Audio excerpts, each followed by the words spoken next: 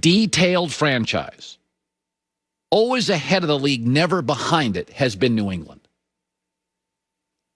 Suddenly, they have no plan at quarterback.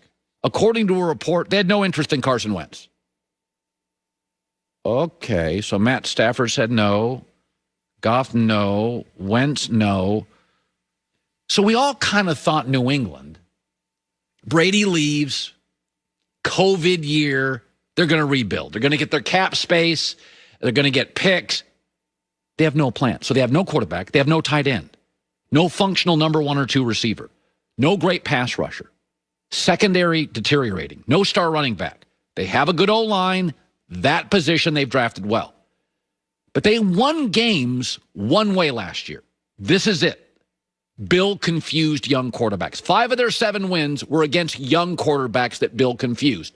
Darnold twice, Justin Herbert, Lamar Jackson, and Kyler Murray. That's what Bill does. Is Robert Kraft at least a little concerned about a coach who has a history of being petty and holding grudges, still pissed he had to get rid of Garoppolo? Is he a little concerned that of the 6 defensive coaches for the Patriots, 3 are Bill or his kids? They've got no plan at the most vital positions. The worst weapons in the league, in a league that's becoming more weapons-centric. You're not going to beat Kansas City with no weapons. You're not going to beat the Colts with no weapons. You're not going to beat the Rams and the Seahawks and the Packers with no weapons. What's going on? I'm not a conspiracy theorist. I'm not. But if I'm Robert Kraft, and I know a coach who was ticked off when Garoppolo got moved, that's the only time Kraft has gone over Belichick's head. Just think about this. If Belichick tomorrow, they don't even have their GM anymore. Nick Casario left. If Belichick left tomorrow, the defensive staff gone, Flores gone, Belichick gone, kids gone. No quarterback, no weapons.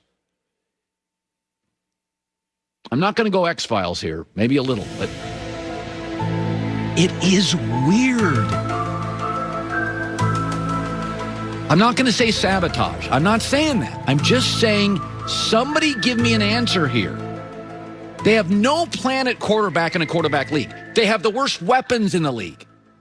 Belichick now has more power. It's he and his kids on the defensive staff. They've got no plan. Something is just off. And I don't know what it is, and I'm not claiming to know.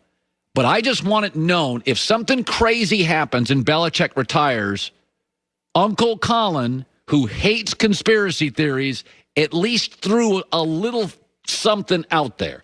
I don't know what's going on, but it doesn't feel right. The temperature in the room is off. Something is not right. Hour 2 next. From scrimmage, that's a lot of yards. All right, so now it's off season for a running back, and running backs, you guys get hit, and it's hard. So what do you do in February and March, Dalvin? What do? You chill? You hang out? Where are you? Do you just take time off and let your body rest? Yeah, I'm down in Florida right now. I spend a lot of time with my family. I take care of my body. It'd be a long season, so like you said. And just the little things that people don't think we do, we do it. I don't get right back into workouts. I give my body a little rest, and then once I get going, I'm going. We were just talking about how committed Brady, Russell Wilson, LeBron, like they're gifted athletes, but they spend 7 figures a year on their bodies, which when you're great, you should. It's your body. Do you do stuff above and beyond? Because you probably play, along with linebacker, running back's the most physical position in the NFL. Do you do extra stuff? Your diet, your off-season, your daily workout? Yeah, I think being committed to this sport is the most ultimate goal that goes past the average athlete's head, man. Just being around a lot of veteran guys that put me in position to do Pilates that took my game to another level, to start my routines, to lift weights, and to do stuff like that. You got to do the extra. And those guys putting that much money into their body. Everybody's different. Those guys, playing at an elite level, and I think everybody don't need to put that much money into their body. Some guys just need to do that. And I think with me, just sticking to my basic routine, just lifting weights, getting faster, getting stronger, I take my game to the next level. You ran for almost you were a great high school back. Then you ran for almost 4,700 yards at Florida State. You're a workhorse with the Minnesota Vikings. Do you worry at all, Dalvin, because you carry the ball and you're such an important part of your offense? Do you worry?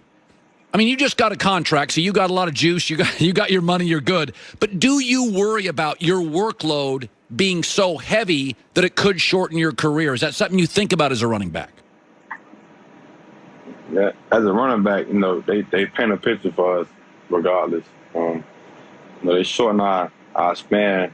Before you even get to football, they tell you, you got 3 years to play in the football league. Right. 4 years. But, a guy like me, that put in so much work and that love the game and that's so committed to it, I feel like I'll play forever. I feel like, just being realistic, like I know a running back, take hits and do all that. But, I put in a lot of work and I trust my preparation. I trust the people that I put in place to get me ready to play. And, each and every year, I think my game's gonna evolve to be something special. Yeah, I mean, you're an interesting back because you do everything well. You guys you let go of Stephon Diggs, who's an unbelievable talent, but you go then draft Justin Jefferson, who is filthy good. How long did it take you to figure out, maybe it was your first couple practices, that you looked at this kid from LSU and said, oh, my God. How long did it take you to realize you had an emerging superstar at wide receiver? It took a conversation, to be honest. I talked to JJ, just talking to him. He was a kid that looked above, just the game. It's squarely about, how you carry yourself, what he stands for, who he is. And like you see right now, he's doing the gritty. And, that's something he brought to the game, just being who he is. And I think, JJ his ceiling is so high. If he, just keep being who he is and keep working hard, I think he could be one of the best in the game. You guys are a well-run organization. I like your coach. You have a competent quarterback. I was shocked. In fact, you were the team I missed on last year. I had you as a playoff team. It didn't work. Explain what happened in the room. When did you know this year was not going to be special? What happened to the Vikings? Because it's not a lack of talent. Well, what happened to the Vikings in 2020 was, I think, us starting the season, we didn't adjust to the new life of, what today's society is. We came out flat some games. We didn't get ready. Like if you look at the Vikings, some games we just didn't come out ready to play. And I think that's just due to us not having the fans and not having the people that, no excuse, we still NFL players. We still got to go produce and play the game. And I think that's what we started to adjust to during the season. But I think it was just too late. We just didn't get our groove. We just didn't get that continuity that we needed. And we had a lot of guys hurt. But I think this year coming up for us is going to be a big year for the Vikings. All right, finally, you're going to be you are the owner. There's a new league called the Fan Controlled Football League. And you're the owner of the Zappers, Johnny Manziel's team. Okay, so first of all, I saw something on Twitter about this 3 days ago. What is this league?